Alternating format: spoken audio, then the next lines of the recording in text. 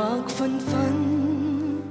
rộ bê đông lo vi ti chuanin ít hin lung du zong te chu lalpa na pe se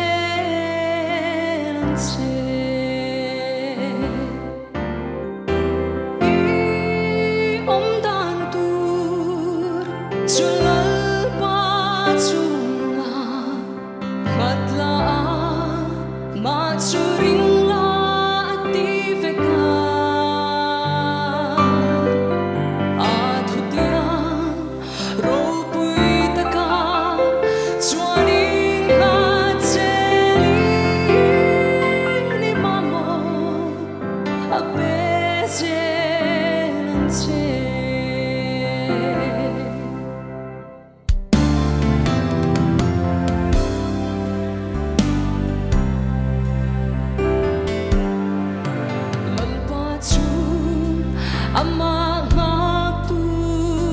te ta acha ati thon ngai lo lalpa chan dam na ro pui mei se ya ma ven ven chu acha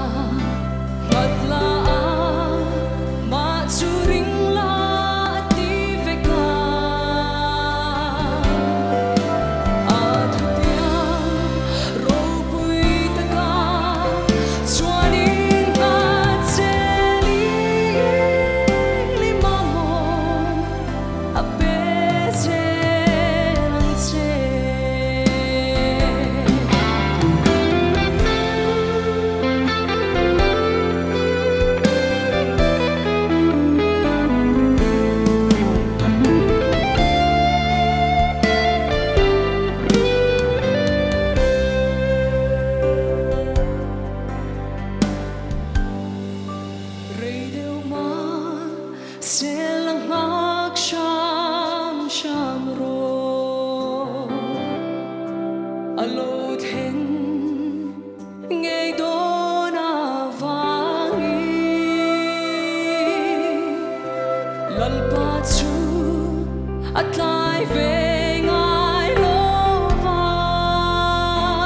si ahun ta alo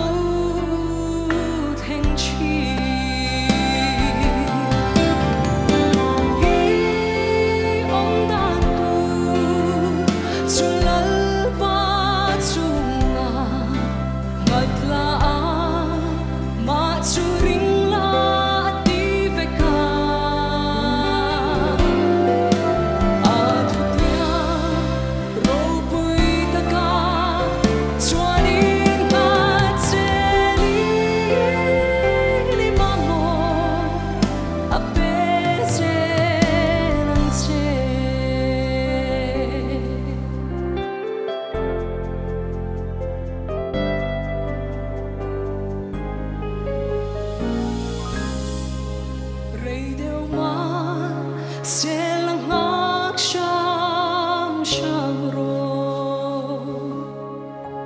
alo then ngay do na vangi lalpa chu atlai ve ngai lo va si ahun tak alo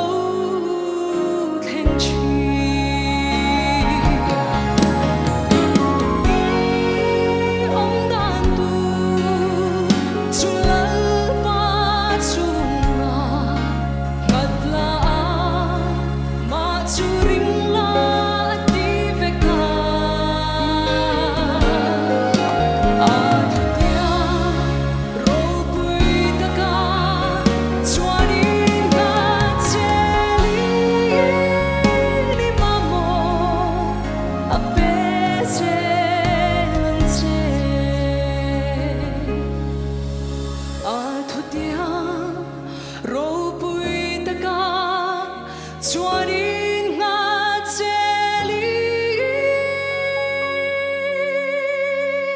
imamo apesre langche